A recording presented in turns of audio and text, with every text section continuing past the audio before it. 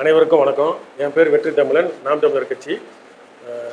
இப்போ சமீப காலமானு இல்லை, இப்போ இந்த திமுக ஆட்சிக்கு வந்த நாள்லேருந்து சமூக போராளின்ற பேரில் ஒருத்தர் ஞானி, தத்துவ ஞானி, பேரறிவாளி அப்படின்னு நினச்சிக்கிட்டு ஒருத்தர் தானே விளம்பரப்படுத்திட்டு இருந்தார். அவர் இந்த கோலை திராவிட அரசாங்கத்தால் பழிவாங்கப்பட்டதுனால தேவையில்லாமல் அவர் யூடியூப்பில் பேசினெல்லாம் பொருட்டெடுத்து சிறையில் போட்டு அவரை கொடுமைப்படுத்தினால பெரிய புரட்சியாளர்னு காட்டிக்கிறார். சவுக்கு சங்கர் தான். இப்போ நல்லா பார்த்தீங்கன்னா இன்னைக்கு வந்து எல்லாரையும் அரசியல் தலைவர்கள் எல்லாரையும் புரோக்கர்னு நம்ம இந்தியாவோட பிரதமர் வந்து பன்னாட்டு புரோக்கரு, இந்தியா மாநில முதலமைச்சர்கள் வந்து உள்நாட்டு புரோக்கரு அப்படின்னு சீமான் என்ன சொல்லுவார். அதுபோல் எல்லா அரசியல் கட்சி தலைவர்களும் கூட்டணி பேரம் பேசுகிறப்ப எல்லாம் புரோக்கர்ன்ற வார்த்தையை பயன்படுத்துவோம். ஆனால் உண்மையான புரோக்கர் யார்? அரசியல் கட்சி பிழைப்பு நடத்துறதுக்கு இல்லை வருமானம் பார்க்கறதுக்கு அந்த மாதிரி எல்லாம் பண்ணுறாங்க. இந்தியா முழுக்க அந்த புரோக்கரேஜ் இருக்குது. இப்போ நீதிமான் போல வேடமிட்டு, பெரிய அறிவாளி போல, ஞானி போல வேடமிட்டு இந்த புரோக்கரேஜ் வந்து தெளிவாக பார்க்குறதுல சவுக்கு சங்கர் வந்து நம்பர் 1. யார் அந்த நம்பர் 1? வடிவல் கேட்குற மாதிரி நான் நம்பர் 1. ஆமாம், நம்பர் 1 டுபாக்கூர். என்ன டுபாக்கூர்னா இவர் தான். இப்போ இவர் வந்து குறிப்பாக பார்த்தீங்கன்னா அதிமுக எடப்பாடி திமுகவை எதிர்க்கணுன்றதுக்காக திமுகவுக்கு அதிகாரத்தில் இருக்கிறனால அதில் இருக்க அதிகாரிகள், காவல்துறையில் வேலை செய்கிறவங்க, பணியாற்றுறவங்க எல்லாரும் தரவுகளை கொடுக்குறாங்க. அவங்களால வெளிப்படையாக அரசு ஊழியராக இருந்துக்கிட்டு பணியாளராக இருந்துட்டு பேச முடியாது. அதை வாங்கி பேசுகிற ஆள் தான் இந்த ஆள். அப்படி பேசி எதிர்கட்சி மக்கள் மத்தியில் செல்வாக்காகனு பேச வந்தவர் எடப்பாடிக்கு ஆதரவாக இருந்தார்.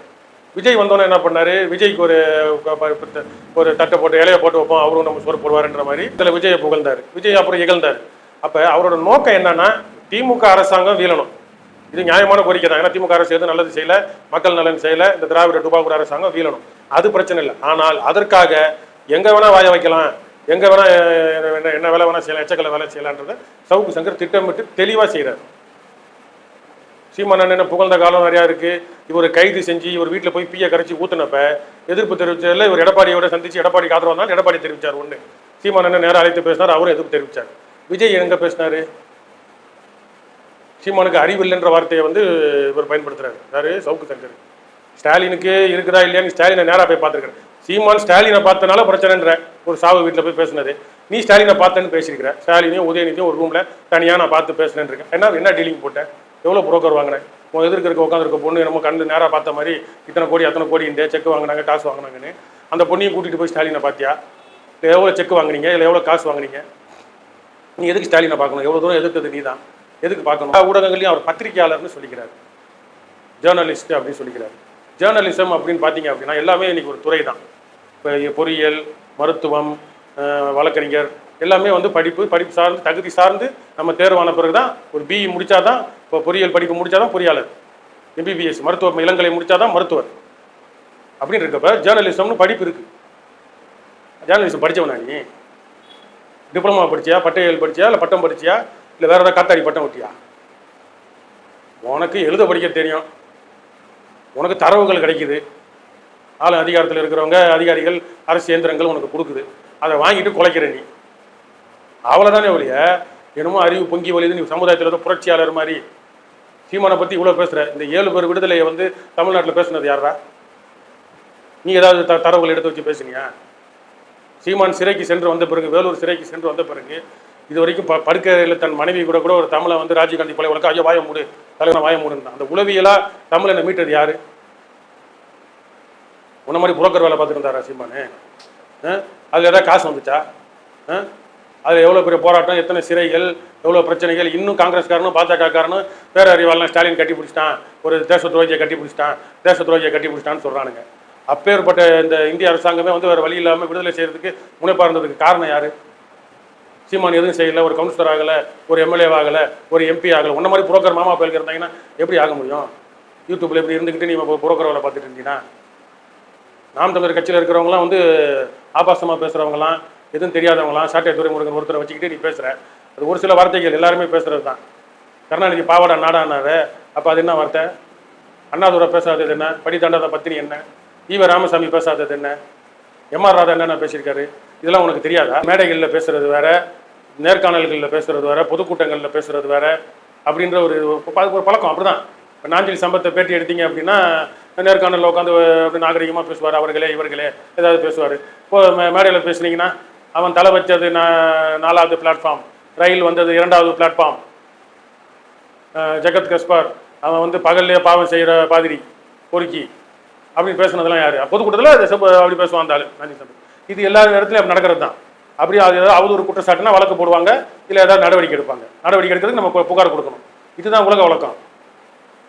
அதை விட்டுட்டு இப்போ திடீர்னு நாம் தமிழர் கட்சியில் எதுவும் அறிவாளிகளே இல்லை, சீமானுக்கு அறிவு இல்லை, அவருக்கு எதுவும் தெரியல, ஒரு பயிற்சி பற்றை அப்படின்ற மாதிரி சொல்லியிருக்காங்க. பயிற்சி பற்று இருந்துட்டு போதியா? அப்போ எடப்பாடி, ஸ்டாலின், ஜெயலலிதாலாம் என்ன பற்ற? எம்ஜிஆர் ராமாபுரம் என்ன பற்ற? கருணாநிதி குடும்பம் என்ன பற்ற? அதை தானே அனுபவிக்கிற, அதுக்கு தானே ஆதரவு தெரிவிக்கிற. எடப்பாடிக்கு தானே நீ ஆதரவு தெரிவிக்கிற. இல்லை விஜய் வந்தால் திமுக உழைஞ்சிடும், நம்ம அசைன்மெண்ட் சரியாயிடும்னு சொல்லிட்டு விஜய்க்கு ஆதரவு தெரிவிக்கிற. அது என்ன பற்ற? கூத்து பற்றையா? கூத்து குமாலம் அடிக்கிற பற்றையா? இது எப்படின்னா நாம் தமிழர் கட்சி கிடையாது, அது வந்து ஒரு பயிற்சி கொடுக்குற, அரசியல் பயிற்சி கொடுக்குற ஒரு இயக்கம் அப்படின்ற மாதிரி சொல்றாரு. இந்த மாதிரி ஆட்கள் இதில் நம்ம நாம் தமிழ்லேருந்து விலைக்கு போன அதிகமாக நன்னே இவங்கெல்லாம் இப்போ எடப்பாடி வரணும், தமிழ் தேசியம், தெலுங்கர் ஆதிக்கம், தமிழ்நாடு இப்படி அழுகி போச்சு, முழுகி போச்சு எல்லாம் பேசுவாங்க. பேசிட்டு இப்போதைக்கு எடப்பாடி வரும். சரி, இப்போ எடப்பாடிக்கு எல்லாரும் ஓட்டு போடுங்க, நாம் தமிழரை விட்டுருவீங்க. இப்படி தாண்டா ஒரு தேர்தலையும் 5 வருஷமாக எடப்பாடி, ஜெயலலிதா, கருணாநிதி, இன்னும் நம்ம பிள்ளைங்க பேரம் வர வரைக்கும் அடுத்து உதயநிதி, எடப்பாடி இப்படியே ஓடிட்டு இருக்கணுமா? அப்போ நீங்கள்லாம் இப்படி பேச உங்களோட புரோக்கரேஜ் வேலை, நடுவில் இத்தனை சதவீதம் ஓட்டு இந்த மீடியாக்களில் நீங்கள் பண்ணுற மாமா வேலைக்கெல்லாம் தாண்டி வந்ததுனால தான் நீங்கள் கட்சியை பற்றி பேசுகிற. கட்சியை பற்றி, நாம் தமிழர் கட்சியை பற்றி ஒரு பொருட்டா இன்னைக்கு பேசுறீங்க. 2016 நீ பேசுனது என்ன? இப்போ 2026 நீ பேசுறது என்ன? 25 நீ பேசுறது என்ன? நாங்கள் நடுவில் கூட்டணி போயிருந்தோம்னா என்ன பண்ணியிருந்திருப்ப? எங்களை ஒன்றும் இல்லாமல் ஆக்கிட்டு நான் சொன்ன பத்தியா சீமானே, அவர் பாரு இப்போ ஒன்றும் இல்லாமல் ஆயிட்டாருன்னுவேன். நீ 8% படிப்படியாக தான் வளர்ந்து நிற்கிறான். கூட்டணி வச்சா வந்துடும்னா புரோக்கர், இது உங்கள் புரோக்கர் வாங்கி நாரை வாங்கிலே இப்படி பேசுகிறப்ப நாங்கள் தனியாக நின்று பயிற்சி பற்றுறேன்னு சொல்கிற பயிற்சியாகவே இருக்கட்டுமே, முயற்சியாகவே இருக்கட்டுமே. எத்தனை நாள் ஆனால் என்ன? அப்போ திருடனுக்கும், அயோக்கியனுக்கும், கற்பழிக்கிறவனுக்கும், அஜித் குமாரை கொல்றவனுக்கும், அண்ணா யூனிவர்சிட்டியில் கற்பழிச்சவனுக்கும் ஓட்டு கேட்பியா நீ? தூத்துக்குடியில் சுட்டுறது எனக்கு தெரிலன்னாரு எடப்பாடி. கலெக்டர், மாவட்ட ஆட்சியர் அலுவலகம் முன்னாடியே 13-15 பேரை சொல்கிறாங்க. அதை சுட்டது யார் என்னன்றதை தொலைக்காட்சியில் பார்த்து தெரிஞ்சுக்கிட்டேன்னாரு எடப்பாடி. இவன் 1000 ரூபா கொடுத்தான், 1500 கொடுப்பேன்றாரு. இது ஒரு புரட்சியா? இன்னைக்கு ஒரு சவுக்கு சங்கரிக்கே இப்போ ஒரு 45 வயசு 50 வயசு இருக்குமா? இருக்கும். 60 வயசில் உனக்கு முதியோர் பென்ஷன் வாங்கணும், எங்கே போவ நீ? சவுக்கு இதில் கொஞ்சம் யூடியூப்பில் போட்டு இல்லை நெட்டில் கட்டினா வந்துருமா? போய் தாசில்தாரை பார்க்கணும், அவன் அலைய விடுவான். ஒரு விதவை பென்ஷன் வாங்குறதுக்கு எவ்வளோ அல்லல் படுறாங்கன்னு தெரியுமா அவனுக்கு? நான் ஏடிஎம்கே டிஎம்கேன்னு பேசலை, இந்த நாட்டோட கட்டமைப்பை பற்றி பேசுகிறேன். எத்தனை பேருக்கு பணம் வந்துட்டு பாதையில் நிற்கிதுன்னு தெரியுமா? இந்த 1000 ரூபா பெரிய நிதியா? 1000 ரூபான்றது 1200 அப்போது இவ்வளவு கேவலமாக இந்த நாட்டில் இருக்க நடைமுறைகள் இருக்குது. மக்கள் இன்னும் அவதிப்படுறான், தெருக்களில் வீதிகளில் அல்லல் படுறான். நாய் பேய் கூட நிம்மதியாக வாழ முடியல, கால்நடைகள் கூட நிம்மதியாக வாழ முடியல. போக்குவரத்து நெரிசல், எல்லா சாலைகளையும் வந்து இருட்டடிப்பு பணிகள் செஞ்சு கொண்டு இருக்கிறோம். முன்னேற்ற பாதையில் செல்றோன்ற மாதிரி இருட்டடிப்பு செஞ்சு எல்லாம் சாலை விபத்துகள், பெரிய பெரிய வல்லுநர்கள், ஓட்டுநர்களே அடிபட்டு சாகுறான். இப்படி இருக்கு நிலைமை. இதை மாற்றுறதுக்கு ஏதாவது பண்ணுடானா எடப்பாடி வந்தால் நல்லா இருமா? 1000 ரூபா 1500 கொடுத்தா சரியாயிருமா? திராவிட கட்சிகளை எதிர்க்கிறேன்னு சொல்லிட்டு தான் சீமான் வந்தார். இப்போ ஏன் விஜய் எதிர்க்கிறாரு? டேய், இந்த இத்து போன திராவிட கட்சி திருட்டு கட்சி. இவங்க ஈவ ராமசாமி இந்த புண்ணாக்கு தவிட பற்றிலாம் ஒன்றும் பேச தெரியாது இவங்களுக்கு. 1-2 ஆர் ஆசா 2-3 கோமாளிக்கு மட்டும் பேசிட்டு போவான். திருச்சி சிவான்ற மாதிரி ஆட்கள் மட்டும். எடப்பாடிக்கு ஒரு மண்ணும் தெரியாது. ஆனால் இந்த ஈவ ராமசாமி, இந்த திராவிட கொள்கைன்ற பிற இனத்தார், தெலுங்கு ஆதிக்க சாதி வெறியர்களின் அட்டூழியம் வந்து ஒரு நூற்றாண்டு, அரை நூற்றாண்டுகள் அரசியல் இருந்துக்கிட்டு தமிழர் அரசியலை ஒன்றும் இல்லாமல் ஆக்கி இன்னைக்கு தமிழ் படித்தா வேலை கிடைக்குமோ நிலைமை போகிறப்ப அதெல்லாம் நாங்கள் அதுக்குள்ளே இருந்து பட்டு தெளிஞ்சு வெளியே வந்து கத்தி கூப்பாடு போட்டு எந்திரிச்சு மேலே வரப்போ திரும்ப வந்து என்னோட ஒரு கண்ணு திராவிடம் ஈவ ராமசாமினா கோவம் வருமா வராதா? உனக்கு இந்த 5 வருஷம் பிழைப்பு நாயே, உனக்கு இந்த 5 வருஷம் பிழைப்பு, உன் யூடியூப் வருமானம் பிஏ கழிச்சு இப்போ ஊற்றுவான். அடுத்த அதிகாரத்துக்கு வேற வந்தாலும் எதிர்த்து பேசினாலும் உனக்கு இன்னொரு பிஏ கழிச்சு ஊற்றுவான். உன் புத்தி அவ்வளோதான். 5 வருஷம் பிழைப்பு தான். ஒரு நூற்றாண்டாக நம்ம எங்களை சீரழிச்சிட்டு இருக்கிறாங்க. அப்போ இது மாறணும்னா நாங்கள் படிப்படியாக தான் வர முடியும். உள்ளே இருந்து தான் நாங்கள் பேச முடியும், எல்லாம் பண்ண முடியும். அதனால் நீனே வந்து பல ஊடகங்களில் வலசரவாக்கம் காவல் நிலையத்தில் சீமான் அண்ணன் போகிறப்ப ஒரு முதலமைச்சர் வர மாதிரி அது எதிர்க்க இருக்க பொண்ணு சேர்ந்துக்கிட்டு எவ்வளோ ஒரு லைவ், ராத்திரி 12 மணிக்கு லைவ் அப்படின்லாம் பேசுனீங்க. சீமானை துறை முடிஞ்சிச்சு அவங்களால அப்படின்னு காவல்துறைக்கு நீ சவால் விட்ட. இன்னைக்கு அறிவில்லைன்ற, பூமுட்டன்ற, இல்லை வேறு ஏதாவது வார்த்தைகளை பயன்படுத்துகிற சாட்டை துரைமுருகன் ஒன்ன மாதிரி ஒரு யூடியூபர், அவ்வளோதான். அவர் எங்கள் கட்சிக்கான. நீ அந்தால போட்டு அவன் அப்படி இப்போ கட்சியை கெடுக்கிறான், அதை பண்ணுறான், இதை நீ கட்சியை வளர்க்குறியா? எங்களுக்கு சாட்டை துரைமுருகன் கட்சியை கெடுக்கிறான்ப்பா. சரிப்பா, அவன் கட்சியை கெடுக்கிறான். சீமான் தெரிஞ்சு வச்சிருக்காரு, தெரியாமல் வச்சிருக்காரு, புரியாமல் வச்சிருக்காரு, அறிவே இல்லாமல் கூட வச்சுக்கிட்டுப்பா. நீ எங்கள் கட்சியை வளர்க்குறியா? நீப்பா எங்கள் கட்சியை வளர்க்குறியா? ரொம்ப நக்கலா நையாண்டியா ரொம்ப உலக அரசியல் நிபுணர்லாம் கிடையாது. நீ ஒரு கருப்பு சுப்பிரமணிய சாமி, அவன் பிராமண, நீ எங்காளு எங்காலும் சொல்லிக்கிறதுக்கு கேவலப்படுறவங்க தான். இந்த எடப்பாடி மக்கு மாடு மாதிரி நீ கொஞ்சம் எழுத படிக்க தெரிஞ்ச மாடு. சூடு சொரணை இன உணர்வுலாம் கிடையாது. பிள்ளைக்கு 5 வருஷம், அடுத்த 5 வருஷம் இதே நாய் வேற மாதிரி குலைக்கும் பாருங்க. வருமானம் அவ்வளோதான். வேற தொழில் செய்ய வேணான்னு சொல்ல. உனக்கு பேச்சாற்றல் இருக்கு, எழுத்தாற்றல் இருக்கு, அதை வேற வகையில் பயன்படுத்த ஆக்கப்பூர்வமா. அதை விட்டுட்டு இந்த 5 வருஷம் இந்த அதிகாரத்தில் இவன் மாறினா மாறிடும், அவன் மாறினா மாறிடும். எப்படா மாறும்? சரி, கஸ்தூரி பேசுச்சு, உடனே பிடிச்சி ஜெயிலில் போட்டீங்க. சாட்டை துரைமுருகன் பேசுகிறான், அவனை பிடிச்சி அந்தால பிடிச்சி ஜெயிலில் போட்டீங்க. எவனோ ஒருத்தர் நாம் தமிழர் கட்சியில் 5 வருஷத்துக்கு முன்னாடி பேசிட்டு துபாய்க்கு போனோன்னு வரப்போ வானூர்தி நிலையத்தில் பிடிச்சி போடுறீங்க. இந்த அம்மா எச்ச சோறு பிச்சை சோறுன்னு பேசுது. இந்த அம்மா தமிழ் தீவிரவாதிகள் இருந்து இதை வந்து ஏன் பிடிச்சி உள்ளே போடலை? ராஜராஜ சோழன்னு தெலுங்கர் அப்படின்ட்டு. அப்போ தெலுங்கு கல்வெட்டை காட்டு. ராஜராஜ சோழர் தெலுங்கர்னா தெலுங்கு கல்வெட்டை காட்டு. திருப்பதி மலையிலேயே அது தமிழர் மலை, திருப்பதி மலையிலேயே தமிழ் கல்வெட்டு தான் இருக்கு இன்னும் பல இடங்கள்ல. செப்புனா தெலுங்குல செப்பு, தெலுங்குல செப்பு. தெலுங்கு ஒரு மயிரும் தெரியல உனக்கு, வந்துட்டு எச்ச சோறுன்ற தெலுங்குல எங்களை எச்ச சோறுன்னு திட்டு. அப்பயாவது உனக்கு இனமானம் இருக்குதான்னு பார்ப்போம். அதுக்கப்புறம் அவங்க காணொலி போட்டப்ப அவங்க சொன்னாங்க, நானும் தமிழ் தான், தமிழர் தான், ஏன்னா தெலுங்கு தெலுங்கு அப்படின்றாங்க. எச்ச சோறு யாருன்னு பார்த்தோம் அப்படின்னா, தமிழ்ல இருந்து பல மொழிகள் பிரிஞ்சிச்சாதான் உலக அறிவியல் அறிஞர்கள் எல்லாரும் ஒத்துக்கிறது. இனிமேல் ஆராய்ச்சி செய்ய போறவங்களும் கண்டறிகிறது. மேலும் எவ்வளவு உண்மைகள் கண்டறிஞ்சாலும் தமிழ்ல இருந்து தான் பல மொழிகள் பிரிஞ்சது, உலகம் அறிஞ்சது. இது இவங்களால ஒன்றும் அது பண்ண முடியாது. இங்க வந்து யாரும் வந்து தெலுங்கு மொழியை பேசுறவங்க யாரும் திட்டுறது கிடையாது. இல்ல அது என்னன்னா எல்லாத்தையும் தெலுங்கு பிற மொழி பேசுறவங்க யாரும் குறிப்பிட்டு திட்டுறது இல்லை. ஆனா இவங்க பேசுறப்பே தமிழ் தீவிரவாதிகள் அப்படின்னு அது தெலுங்கு இல்ல இல்ல, இது வந்து தெலுங்கு ஆதிக்க சாதி ஆட்களை தான் நம்ம திட்டுறோம். தமிழர் அரசியலை ஏமாத்தி கர்நாடக தமிழர்கள்லாம் யார் தமிழர்? ஈவே ராமசாமி தமிழர், அவன் கன்னட, நான் தெலுங்கு, நான் எம்ஜிஆர் மலையாளி, ஜெயலலிதா கன்னட, பிராமணன், இப்படி பேசிட்டு போறதுல தவறு இல்லை. அவனோட இன அடையாளத்தை மறைத்து திராவிடரோ இல்லை வேற ஏதாவது இல்லாத பொல்லாத அடையாளமோ பாரத மாதா இந்தியான்னு போட்டுக்கிறது தான் நாங்கள் கேள்வி கேட்குறோம். அரசியல்வாதிகளை தான் கேள்வி கேட்குறோம். ஆமா, அரசியல்வாதிகளை தான் கேள்வி கேட்குறோம். பிழைப்பு நடத்துறவங்களை தான் கேள்வி கேட்குறோம். பூக்கடை, பெட்டி கடை, தேநீர் கடை, வியாபாரம் பார்க்குறவன், தொழில் செய்கிறவன், இவனை போய் நாங்கள் யாரும் நீ தெலுங்கு மலையாளின்னு மல்லு கட்டிட்டு நிற்கல. சரியா? அப்போ நீ வந்து ஆதிக்க சாதி தெலுங்கு வெறியர்கள் போல அதுக்கு ஆதரவாக பேசிட்டு, ஆனால் ஒட்டுமொத்த தமிழர்களையும் கேட்டால் நாம் தமிழர் கட்சி தமிழ் தீவிரவாதிகள் அப்படின்ற.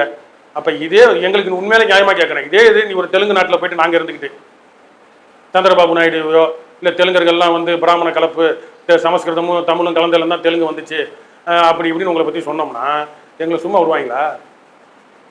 அப்போ அங்கே இனமானவன் இந்த நாயுடுவோ ரெட்டியோ ஒருத்தன் ஆள்றான். இங்கே உங்கள் ஆள் அரைவேக்காடு, உங்கள் திராவிடன்ற எச்சம், இந்த தெலுங்குல இருக்க மிச்சம் வந்து ஆள்றனால தான் எங்களுக்கு பிரச்சனை. இப்போ எங்கள் ஆள் இருந்தால் அப்படின்னா நீ பேச முடியாதுல்ல.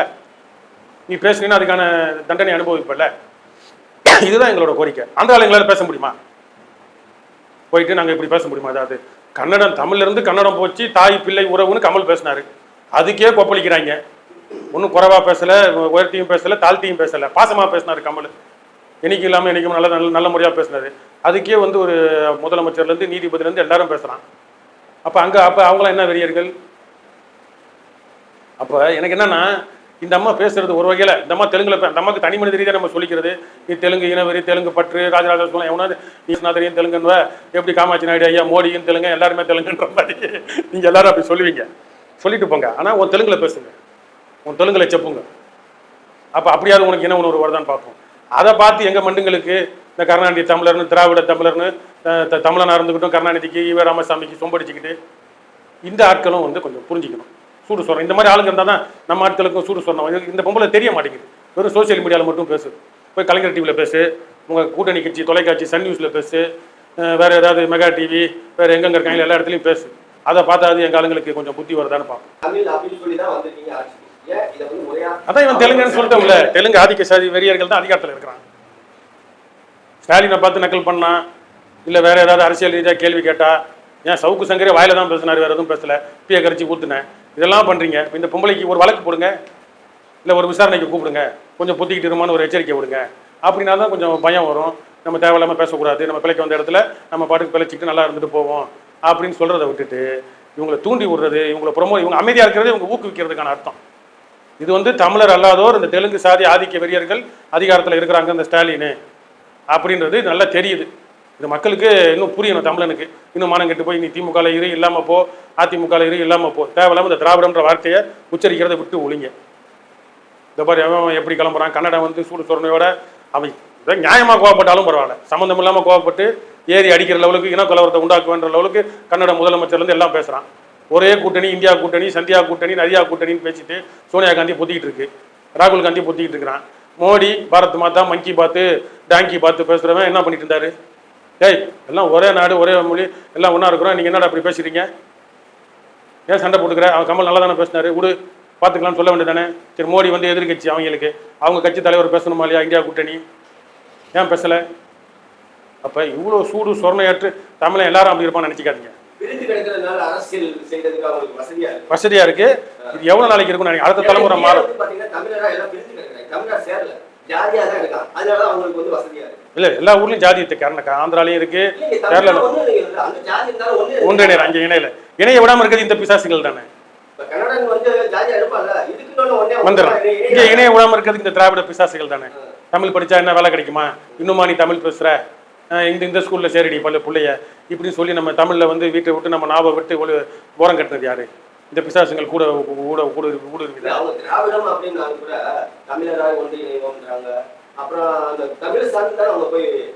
இங்க பிழைப்பு நடத்துறதுக்கு இங்க பிழைப்பு நடத்துறதுக்கு இதுங்களோட வேலை. அதனால நீங்க பேசுங்க, வேணான்னு சொல்ல, தெலுங்குல செப்புங்க. உங்க தெலுங்கு உணர்வு எங்களை என்ன வேணா திட்டுங்க, மனங்கனியா தெலுங்குல செப்புங்க. அதை வேற எவனா அதை விட்டு மொழிபெயர்த்து நாங்க கேட்டுக்கிறோம், சரியா? அதனால வந்து இவங்களுக்கு வந்து என்ன சொல்றது, இந்த சீமானன் ஒரு வார்த்தை சொல்லுவாரு, நல்லவனை வந்து சாதி பயன்படுத்திக்கும் அப்படின்னு. அந்த மாதிரி எந்தெந்த வரலாற்று தமிழ் அறிஞர்கள் பெரியவர்கள் இருக்காங்களா, இவெல்லாம் தெலுங்க எங்காலு டேய், அது உங்க அப்பா அம்மா அசிங்கப்படுத்துற மாதிரி, உன் இனத்துக்காரனை அசிங்கப்படுத்துற மாதிரி. ராஜராஜ சோழன் இது வரைக்கும் எவன் தெலுங்குன்னு என்ன வரலாறு இருக்கு? பெருவுடையார் கோயில் தான் இருக்கு, அந்த கோயில் இருக்க கல்வெட்டில் என்ன இருக்கு? அப்போ இதெல்லாம் வந்து மறைச்சிட்டு ஏதாவது ஒன்று இல்லாத போலாத வாயில விட்டுட்டு, இப்போ இன்னொரு பக்கம் திருமாவளவன் என்ன சொல்றாருன்னா, நீங்க திராவிடத்தை பழித்தீர்கள் என்றால் அயோத்திதாச பண்டிதரை வந்து குற்றம் சொல்றது, அவரை வந்து கேவலப்படுத்துறதாங்க. ஏய், அயோத்திதாச பண்டிதர் இருக்கிறப்ப தலித்துன்ற வார்த்தை இல்லை, அப்போ அவருக்கு பயன்படுத்தலாம், அவருக்கு அறிவில்லைன்னு அர்த்தமா? இது காலமறிவி நாளடைவில் ஒடுக்கப்பட்ட மக்களுக்காக ஒரு வார்த்தையை, அது சமஸ்கிருத வார்த்தையா இல்லை பஞ்சாபி வார்த்தையா, அது கேரளாலே ஏதோ சொன்னாங்கன்னு நினைக்கிறேன், வேற எந்த ஊர்ல இருக்கான்னு தெரியல, சொல்றேன். அப்போ அது ஒரு வார்த்தை புதுசாக ஒன்று உருவாகுது, காலம் போக போக அறிவு புதுப்பிக்கப்படும். அந்த மாதிரி போகுது ஒடுக்கப்பட்ட மக்களுக்காக. அது சமஸ்கிருத வார்த்தையா, அது அம்பேத்கர் உச்சரிச்சாரா, இல்லை அது வந்து மராட்டியா, இல்லை அது வந்து பஞ்சாபியா, நம்மளுக்கு தெரியல, அதை ஆய்வு செஞ்சுக்கலாம். அந்த வார்த்தை உருவாகுது. அப்போ தலித்துன்ற வார்த்தையை ஒடுக்கப்பட்ட மக்களுக்காக போராடிய அயோத்திதாச பண்டிதர் ரெட்டமலை சீனிவாசன் ஐயாவும் பயன்படுத்தலைன்னா அவங்க இழிவானவர்களா? அன்னைக்கு அந்த திராவிடம்ன்ற வார்த்தை ஒட்டிக்கிட்டு தெரிஞ்சுக்கிட்டு இருந்துச்சு, எங்கள் ஆளுங்களுக்கு புரியல, தெரியல, குறையோடி போயிட்டு இருந்தனால அவங்க மனித குலத்துக்காக போராடினாங்க, ஒடுக்கப்பட்ட மக்களுக்காக போராடினாங்க, எங்க முன்னவர்கள் தான் அந்த வார்த்தையை பயன்படுத்தியிருக்கிறாங்க. நாளடைவில் அது தெரிய வர வர வர நம்ம எதிர்க்கிறோம் அதை. அப்போ அப்படியே தான் இருக்கணுமா புதுப்பிக்க? அப்போ தலித்துன்ற வார்த்தையை ஏன் பயன்படுத்துகிற புதுசாக வர வார்த்தையை? திருமாவளவன் கேட்குறேன், அவர் எங்கே போனாலும் உட்காந்து திமுகவை விட மாட்டேன், எப்படியாவது மண்டையை வச்சு முட்டு கொடுத்தாவது காலை வச்சு முட்டு கொடுத்தாவது நிமித்திடுவேன். முதல்ல நீ நிமிந்து நில்லு. திடீர்னு முதலமைச்சர் ஆசைன்ற யார் ஒன்று வேணான்னா? யார் ஒன்று வேணான்னா? 2 சீட்டு 3 சீட்டு இல்லை 15 சீட்டு கொடுத்தாலுமே சரி, சரி ஒரு 25 சீட்டு கொடுக்குறாங்கன்னு வச்சுக்கோ திருமாவளவனுக்கு. உதயநிதி ஒரு குட்டு குத்திட்டு போறாரு, 25 சீட்டை கொடுக்குறாங்கன்னு வச்சுப்போமே, டப்புன்னு 25 நிமிஷம் 25 பேரை சொல்ல முடியுமா உங்களால? யாருப்பா அவனா, அந்த கட்சியா இந்த கட்சியா, எந்த மாவட்ட செயலர் எவனுக்கு சீட்டு கொடுக்குறாங்க? 25 பேரை நீ செலக்ட் பண்றதுக்கு 25 நாள் ஆகும். அந்த அளவுக்கு தான் கட்சி திமுகவோட ஒன்றிச்சு போச்சு. கட்சி தேடணும், ஆள் இருக்கும், ஆள் இல்லாத கட்சியெல்லாம் சொல்ல மாட்டேன். இல்ல வைகோ கட்சி, கம்யூனிஸ்ட் கட்சி மாதிரி, காங்கிரஸ் கட்சி மாதிரி, அந்த கட்சி மாதிரிலாம் உங்களை நான் சொல்லலை. நீங்க தமிழர் கட்சி வளர்ந்த கட்சி, அதில் எங்களுக்கு பெருமை தான். ஆனா நீ தேடணும், திமுக போய் ஒளிஞ்சு அது ஒன்றித்து போயிடுச்சு. அதனால இதை முதல்ல திருத்துங்க. உங்களுக்கு வந்து பறையர் ஓட்டு போயிடும்.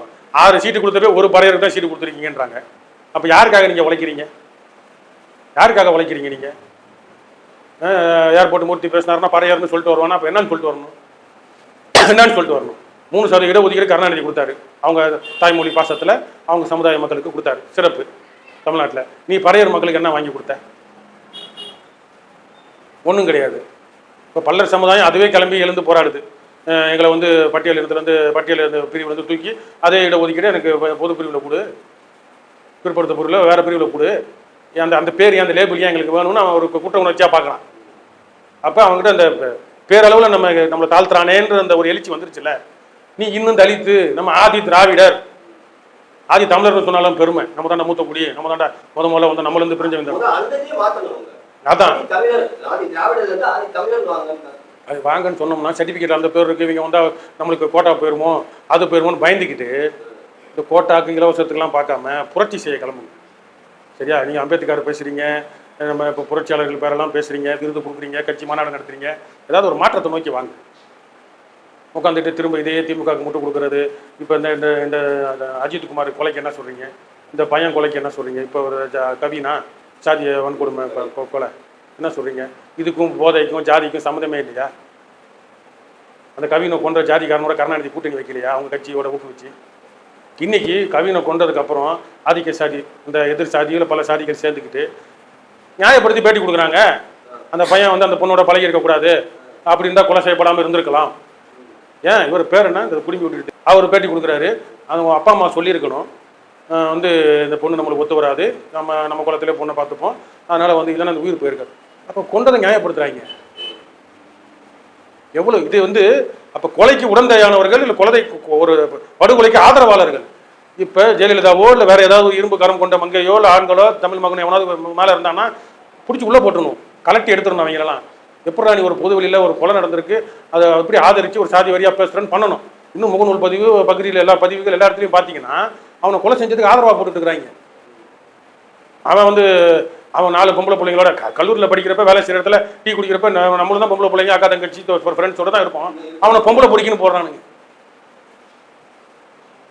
இது எவ்வளவு கேவலமாக சமுதாயம் போகுதுன்னா, அப்போ இங்கே காவல்துறை இருக்கா, சைபர் கிரைம் இருக்கா, இல்லை வேற ஏதாவது இருக்கா, அதிகாரம் இருக்குதா இல்லையா, இதை எப்படி ஒடுக்கணும் கட்டுப்படுத்தணும்? மூக்க நோண்டுனா ஸ்டாலினை பற்றி குறை சொன்னா, உன்னை பற்றி நக்கல் பண்ணா உடனே பிடிச்சி உள்ளே போடுறல்ல. அப்போ ஒரு சாதி வரியை தூண்டுற மாதிரி எல்லாம் பேசுகிறாங்கல்ல. ஒரு உயிரை கொலை செஞ்சு இன்னும் 2-3 நாள் கூட ஆகலை, உட்காந்துட்டு அவன் பேசியிருக்க கூடாது, பழகிருக்க கூடாது, அந்த பொண்ணை பார்த்துருக்க கூடாது, அவங்க அப்பா அம்மா சும்மா இருந்திருக்க கூடாதுன்னு பேசுகிறாங்களே. இவங்களை சும்மா விட்டுட்டு என்ன வேடிக்கை பார்க்குறது? என்னன்னா ஜாதி ஒழிப்புக்குன்னு ஏதோ ஒரு மேலாண்மை குழுன்னு போட்டு இந்த வெட்டி பைய முட்டா சுபவி எறா மீசைக்காரனை போட்டிருந்தாங்க. அவங்களுக்கு என்ன வேலை? சம்பளம் கொடுக்குறாங்களா இல்லை சம்பளம் கொடுக்காம அந்த குழு போட்டாங்களான்னு தெரியல. அவங்களுக்கு என்ன வேலை? சமூக நீதியோ ஏதோ ஆய்வு குழு ஏதோ போட்டிருக்காங்களே, போட்டாங்க, அதிகாரத்துக்கு வந்தோன்னா போட்டாங்க, சுபவிக்கெல்லாம் பொறுப்பு கொடுத்தாங்க. என்ன வேலை அவங்களுக்கு? சரி இப்போ நடந்து போச்சு, இதை பற்றி ஏதாவது ஆய்வு அறிக்கை, இதை மாதிரி திரும்ப நடக்கக்கூடாது, அரசு இந்த மாதிரி நடவடிக்கை எடுக்கணும்னா என்ன வேலை? எதுக்கு இந்த குழுலாம்? உன் ஜாலரா அடிச்சான்றக்காக ஒரு பொறுப்பா? ஒரு சம்பளம் கொடுக்காம வச்சுருக்கலாம், அவங்க சும்மா உட்காந்துருக்குறாங்களா? ஒன்றும் புரியல. ஏதாவது ஆக்கப்பூர்வமாக செய்யுங்க, மாற்றத்தை கொண்டு வாங்க. சாராய கடையை மூடுங்க. மூக்கா முத்தும் வந்து உங்கள் அண்ணன் இறந்து போனாருன்றாங்களே, அவர் குடி போதையில் அடிமையானவர் தானே கேள்விப்படுறோம் நம்ம. அவர் வாழ்க்கை போச்சு, அவர் ஒரு அடையாளத்திலே இல்லை. நீங்களாம் கருணாநிதியோட பிறந்ததுனால, கருணாநிதிக்கு பிறந்ததுனால கருணாநிதி குடும்பம் செழிப்பா அறிவு இருக்குதோ இல்லையோ, பேச தெரியுதோ இல்லையோ, பார்த்து படிக்கிறீங்களோ இல்லையோ, பெரிய கோடீஸ்வரன் ஆகி அதிகாரத்தில் இருக்கிறீங்க. மூக்கா முத்து ஏன் எபிசோட்லேயே வரல? குடி போதை. அவர் செத்தப்போ உனக்கு ரத்த உறவுகளை எங்கள் அண்ணன் போன இல்லை. அப்போ அவங்க அண்ணன் போல் எத்தனை பேர் இங்கே குடி போதையில் எத்தனை குடும்பத்தை இழந்து வாழ்கிறாங்க, தவிக்கிறாங்க, பெண்கள், ஆண்கள், குழந்தைகள்னு. அதனால் அதை வந்து காக்கிறதுக்கு இந்த குடி போதையை முதல்ல அதை தமிழ்நாட்டை காப்பாற்று, அதுக்கப்புறம் உனக்கு நல்ல விடுதலை கிடைக்கும். மிஞ்சி போனால் அந்த உங்களுக்கு கொஞ்சம் ஓட்டாது வரும்.